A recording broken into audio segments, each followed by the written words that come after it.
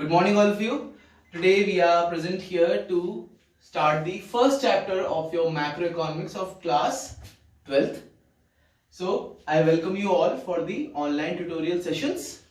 Let's begin our first chapter. The first chapter is circular flow of economy. So there is something which flows around and around and around in the economy for so long that it never ends. So what do you mean by circular flow of an economy? It means an unending flow of production of what? Of goods and services, income, expenditure in an economy from one sector. You know what is sector? Agriculture sector, industrial sector, like that only. From one sector of an economy to another. And what does this circular flow of economy helps? It helps to know the functioning of the economy. So here, few words. Unending flow, which never ends. Of what? Of production of goods and services, income, expenditure in an economy from one sector of an economy to another. Fine? It helps to know the functioning of an economy. Is that clear? Now, this whole circular flow consists of three phases. There are three phases. The first phase is production phase. Under the production phase, the firms, the industries, as you know, the firms produce goods and services using factor services like land, labors, capital. So, what does this production phase consist of? This consists of firms which asks for the factor services like land. If suppose I am having a land, then I will present my land to the firms, and likewise labor. Suppose I am willing to work for them, then I will be the labor for them. And capital, suppose they need some money for starting the business, then I will provide the capital to them. So production phase means firms produce goods and services using factor services. For example, land, labor, capital and etc. The second phase consists of income phase. What does income phase consist of? It's the flow of factor income. What is factor income? Factor income means which is earned by giving the factor services like land, labor and capital. For land, you get the rent. For labor, you get the wages. Likewise, for capital, you get the interest. From firms to households. We are the households, we are the consumers. We give our land, our labor, our capital to the firms, and in return they give us the rent, wages, interest and profit. So it goes from firms to households. Now the third phase, which is expenditure phase. Income received by the factors of production. What are the factors of production? Those are the land, labor, capital. By using these factor services, factors of production, income received by the factor production is spent on the goods and services produced by the firms.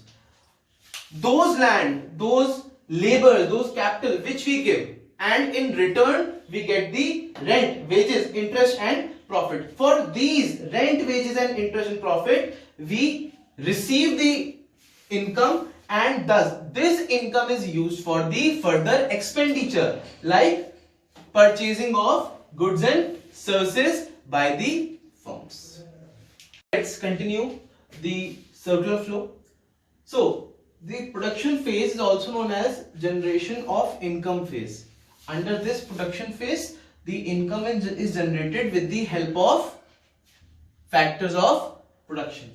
Now, this generation of income or production phase goes down to the next phase, which is income phase. And under this income phase, it is also known as distribution of income. Under this income phase, the factors of production which we have provided are rewarded with the rent, interest, wages, so that the generated income is being distributed under the income phase. This income phase leads it to the expenditure phase. Under the expenditure phase, it is also known as disposition of income. Under this expenditure phase, what we do, we expend our income.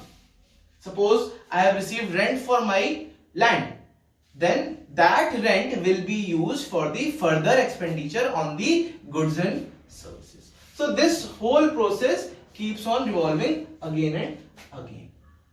Fine. Okay. The next question which could be asked as your 1 mark question: who are the economic agents? What if I ask you, what do you mean by economic agents? Then it's very simple. All the individuals and institution taking economic decisions. What is economic decision? Economic decision means anything which we take as a decision in terms of finance, in terms of money. Taking economic decisions related to production, for producing some goods and services, for consumption. As a household, we think of buying some things, consumption of goods, and expenditure also. Expenditure are referred to as economic agents. Now, the firms are the economic agents, the households are the economic agents. We all are economic agents. Understood? Now, the next and very important topic for today and the last topic for today's video is stock and flow. This is most frequently asked question in your board exams. Now, let us start with the concept of stock. A stock is a quantity measured at a particular point of time. Suppose I ask you just now, just tell me what's your bank balance. Just now. So you just check your bank balance and you will get to know what's your bank balance is. Then that quantity of bank balance will be known as the stock. Now let's come to the flow. A flow is a quantity which is measured over a specified period of time. What if I ask you about your father's salary? It comes in every month. Per month your father or your mother receives the salary. Then this concept is known as flow. A flow is a quantity measured over a specific period of time. Understood? Now, what are the examples? For stock, we can have wealth, all my wealth, property, capital, bank deposits, rice stored in godowns. These all things are stock. Now, the examples of flow: income, how much income you get, how much expenditure you do, how much interest we receive per annum, what are the sales of rice, depreciation which decreases the value of the assets. So all these comes under the concept of flow. Now the basic difference is the stock concept has no time dimension. Time concept is not under the stock, but under the flow concept the time dimension is very important, as it is used as per the hour, per days, per month, per quarterly, half yearly, annually, anything it could be.